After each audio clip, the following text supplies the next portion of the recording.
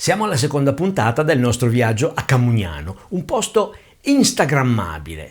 Però a noi non interessano i posti che ti fanno esclamare "che meraviglia!" se li guardi con gli occhi del weekendista o dell'influencer con la bocca a culo di gallina. Noi vogliamo vedere cosa rimane dopo le foto. Vogliamo capire se è un posto dove vivere in Italia. A Camugnano c'è un piccolo dettaglio che cambia tutto. Qui la popolazione sta aumentando, mentre la maggior parte dei piccoli comuni italiani si sta estinguendo più velocemente di una batteria di uno smartphone nel 2026. Avevamo lasciato Ubaldo, il vice sindaco, che ci aveva spiegato come si vive qui. Oggi esploriamo un po' il territorio. Ti ricordo che tutte le informazioni su questo comune, dai collegamenti alla presenza dei negozi, dall'assistenza sanitaria alla qualità dell'aria, le trovi sul report che puoi scaricare dal nostro sito. Il link è qui sotto. Il territorio del comune è molto più vasto della media dei piccoli comuni italiani e comprende 2 laghi. I dettagli ce li spiega Gabriele di Appennino 365, iniziativa che ha lo scopo di valorizzare gli aspetti turistici di questi territori. Ti consiglio di seguirlo sui suoi social. Ci troviamo sulle sponde del lago Brasimone, che è uno dei 2 laghi insieme a quello di Suviana che sono presenti sul territorio del comune di Camugnano. Sono 2 bacini artificiali. La diga del Brasimone è una diga che è stata costruita nel 1911. Oggi il lago è meta di turismo per tutti gli appassionati di natura e relax.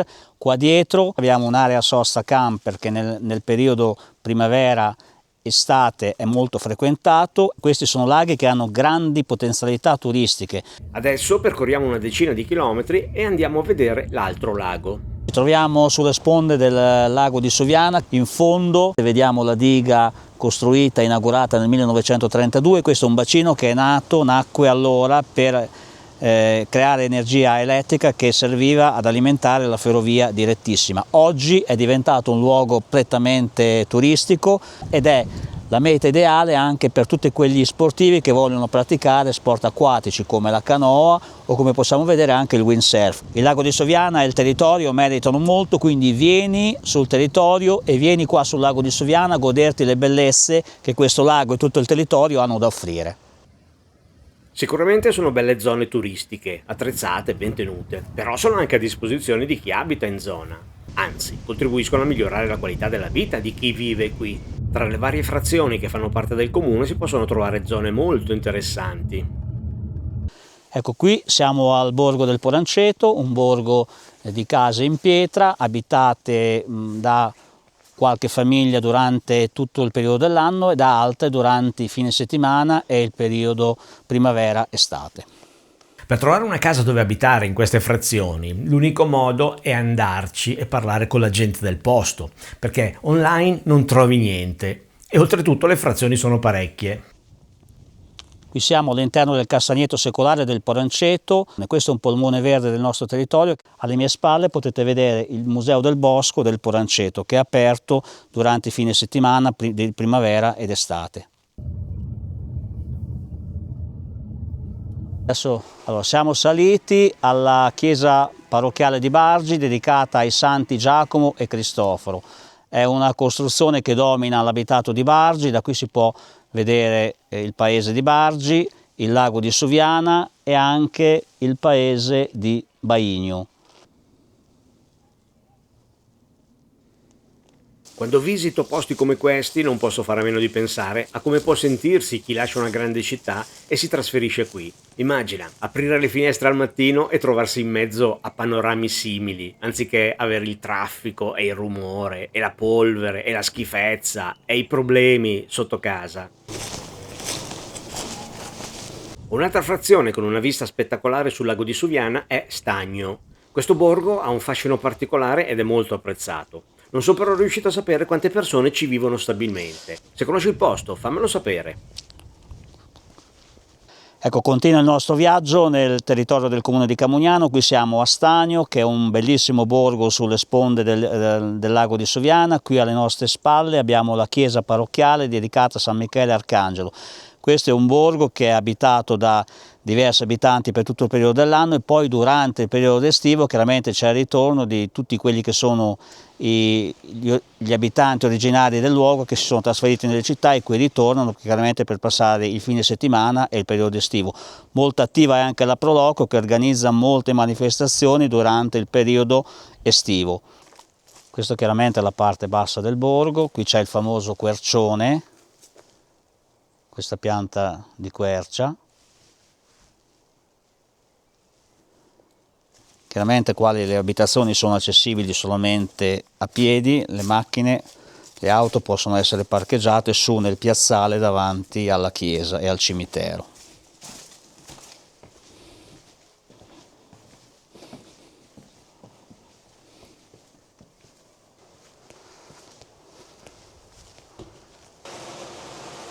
Questa è la fonte di Stagno, una fonte conosciuta non solo dai residenti del territorio ma anche dai tanti turisti che transitano in zona, che vengono qui a rifornirsi di acqua, perché è un'acqua che ha ottime caratteristiche ed è paragonabile a quella di una buona acqua oligominerale.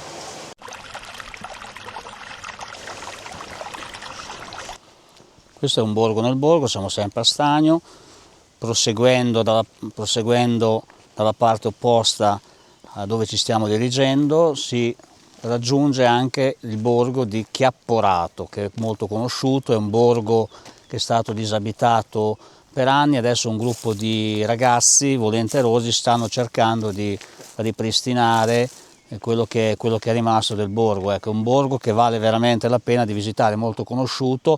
Proseguendo in questa direzione, nel giro di qualche chilometro si può raggiungere il borgo di Chiapporato.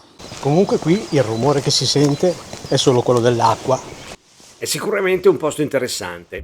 Adesso vediamo un'altra frazione, Baigno. Ecco, qui siamo a Baigno, che è il paese dove io vivo. Siamo a 6 km dal lago Brasimone e 6 km dal lago di Soviana.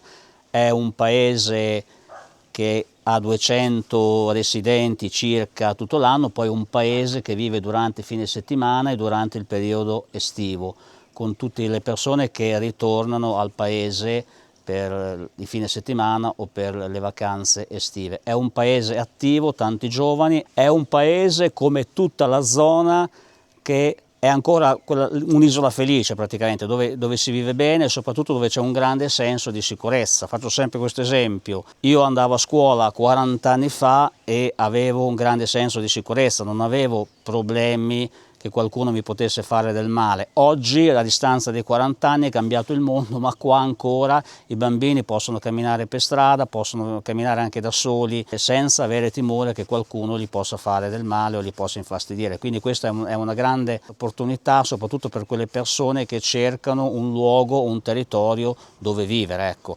Baigno e tutto il territorio, secondo me, è un luogo ideale per potersi trasferire, per vivere.